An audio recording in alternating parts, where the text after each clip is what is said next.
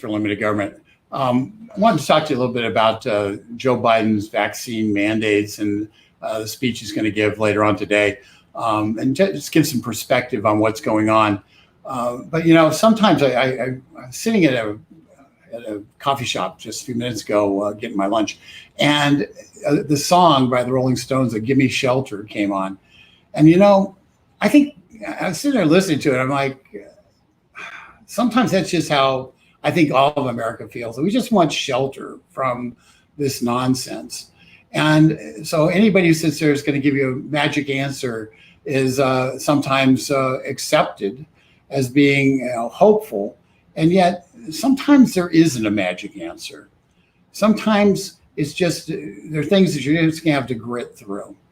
And unfortunately, I think this COVID-19 situation, after 19 months of trying to figure it out, is proven to be something that we're just going to have to learn to live with. Here's the facts. Right now, Joe Biden is expected to go out and push local governments, state governments, people who are employers to put forced vaccination into the DNA of their cities, their towns, their states, and their businesses. And I'm just telling you, that's the wrong approach. That's wrong, and it is something that needs to be stopped.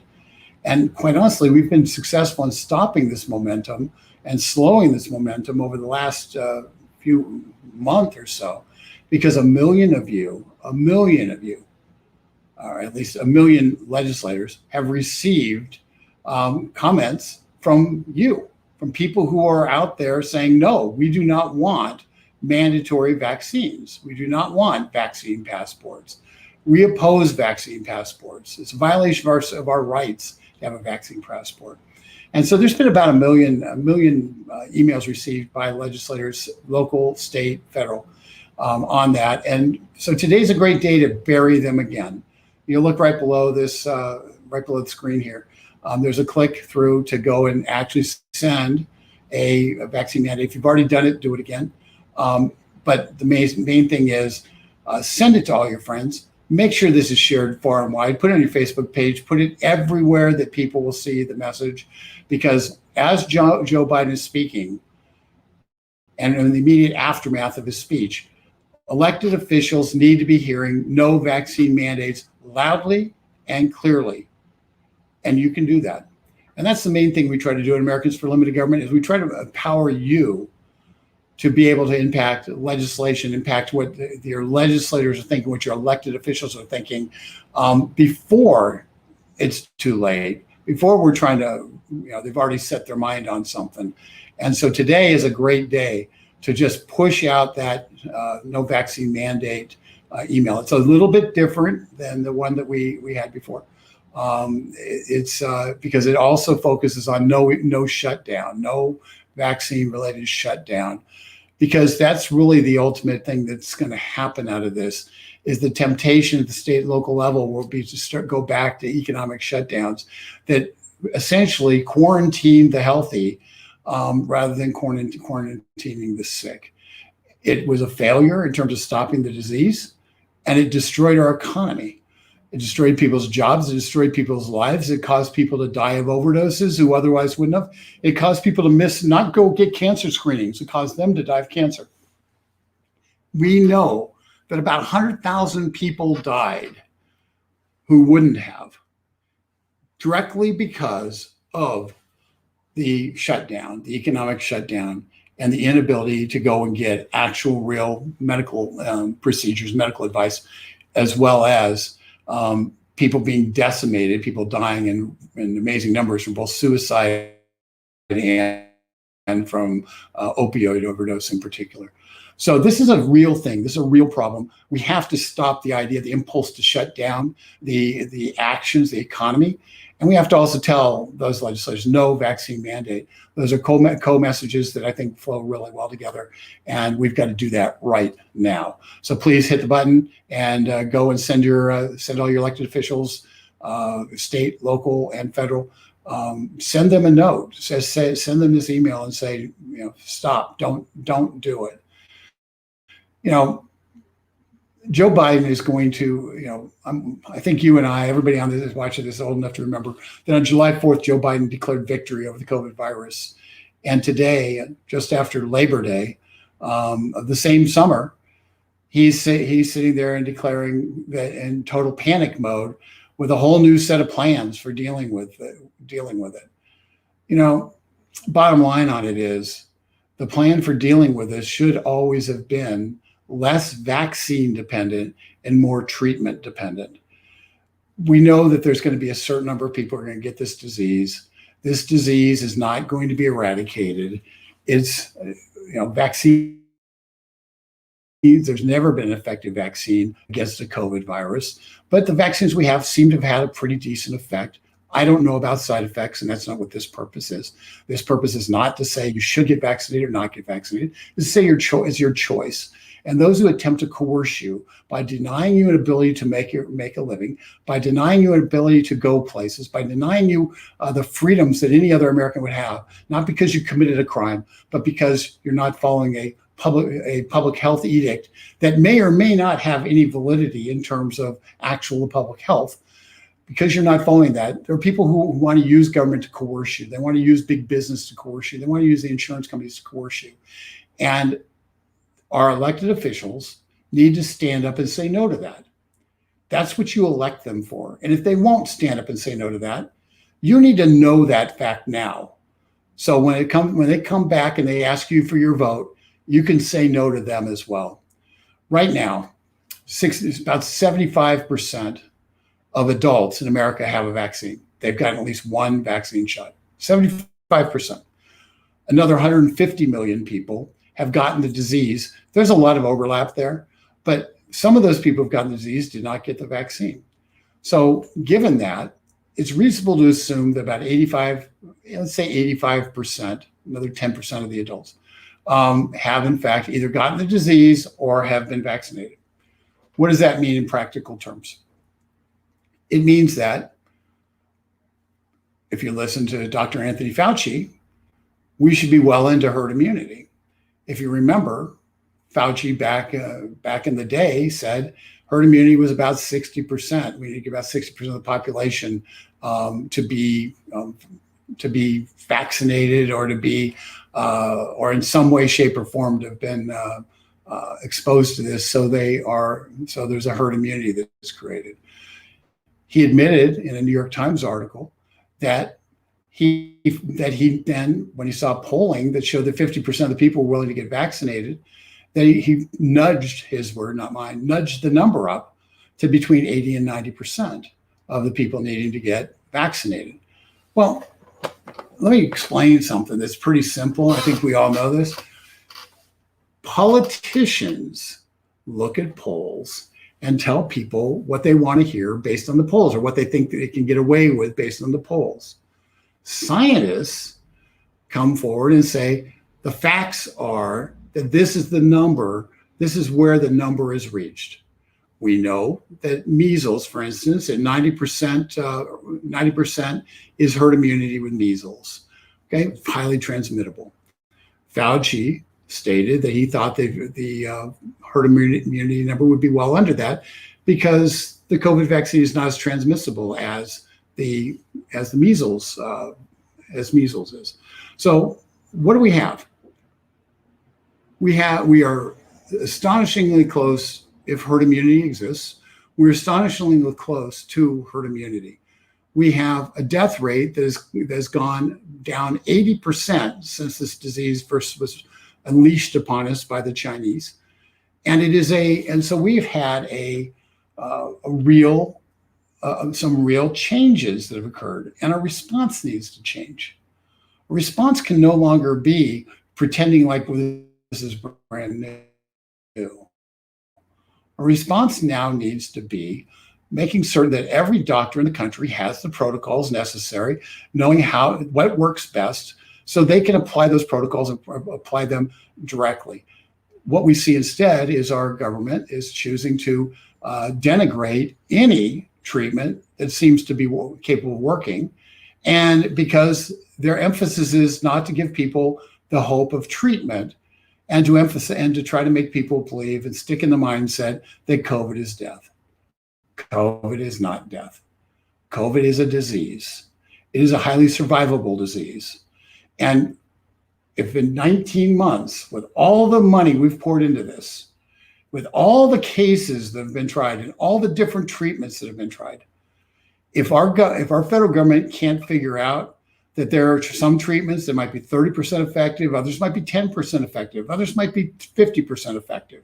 I'm not naming any treatments, but we know that we've heard about different treatments that have different efficacy.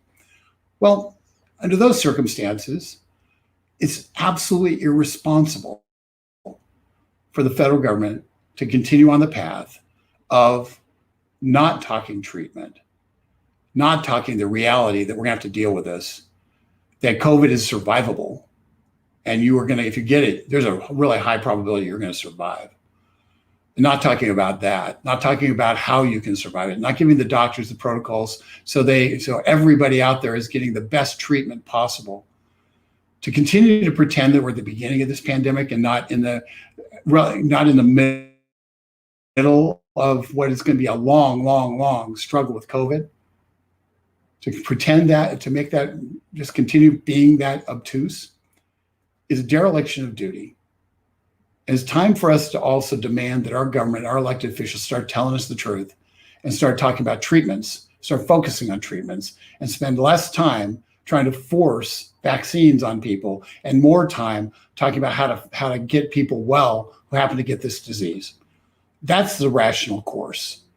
So tell your elected officials, once again, buttons right below, just click the link below, to stop vaccine mandates, to not have any shutdowns related to the vaccine, and just say no to Joe Biden and his nonsense he's trying to pull. Let's be honest. Every one of us knows the reason Joe Biden's talking about this right now is because he wants Afghanistan off the news.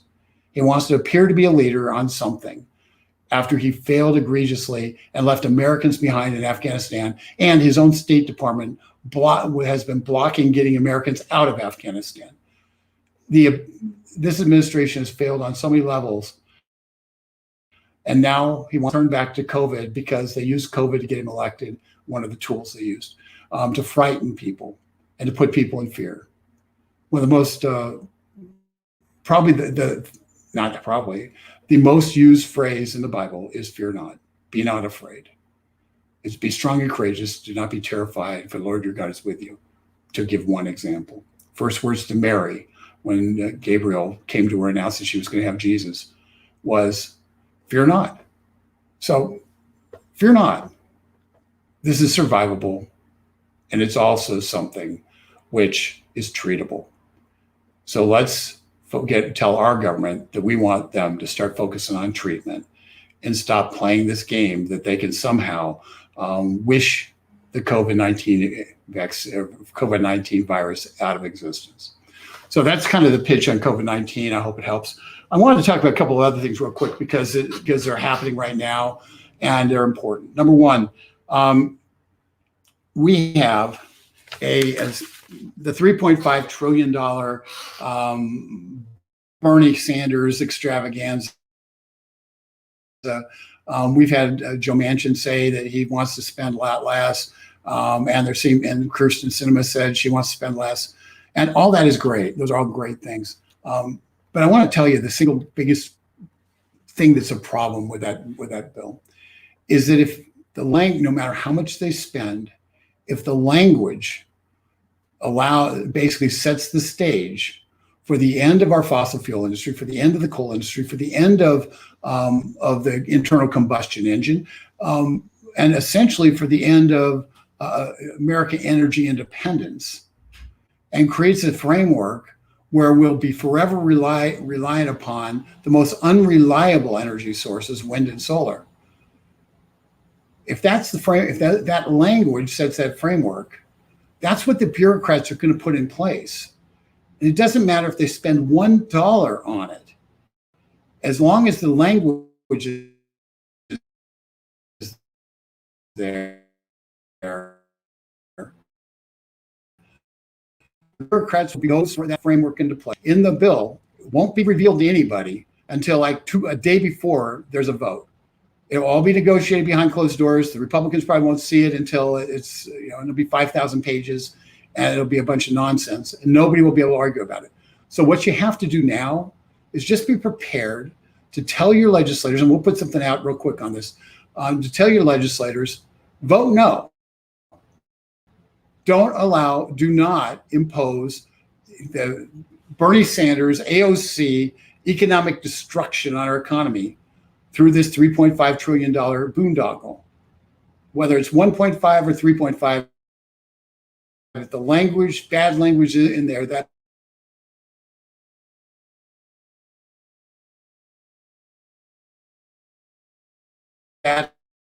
language, Republicans might take control, but they'll never get rid of the language. No excuses and no messing around. Second, there'll be a continuing resolution between now and September 30th. And that continuing resolution is going to have a whole bunch of different bad stuff in it that is going to be kind of shocking. One thing that Stephen Miller, former Trump White House advisor, and a really good guy, smart guy on immigration, a smart guy on a lot of things, but on immigration in particular, points out is that they're changing all the rules in terms of people who come to this country with refugee status as it relates to Afghan refugees. So, and they're effectively making it so it will come or would normally be given. So, and they're doing this because they think they can get away with it because people, and me included, worked really hard to try to make certain that the people who actually are allies got out. And we're still praying for those people who are stuck inside of Afghanistan who are true allies to get out. But let's be honest, not everybody was our ally. And to have a blanket kind of amnesty for everybody and with no vetting, with no real process in place to make certain that we're not letting people in who don't have our country's best interests at heart or just shouldn't be getting in, that's a problem. And that's what they're trying to do. So we'll put out something more on that. I just want to bring it to your attention. Go to getliberty.org, go to our website, go to dailytorch.com, the blog. There'll be more written on this the next day or two. So with that, just keep up the fight, click the button, send your emails. It is important that you get others involved. It is important to get others involved. It's important to get others involved. We can't win this alone. We need as many Americans fighting on this against the vaccine mandates and against the shutdown of the government, shutdown of of our economy. We need as many Americans weighing in as possible because the default for politicians is to take action. And the hardest thing for them to do is to do nothing. Tell them to do nothing and except for start focusing on treatment. With that, thanks for listening. Hope there's some of you still out there, and just keep the faith. God's in control, and all will be well. This is Rick Manning, Americans for Limited Government, signing off until next time.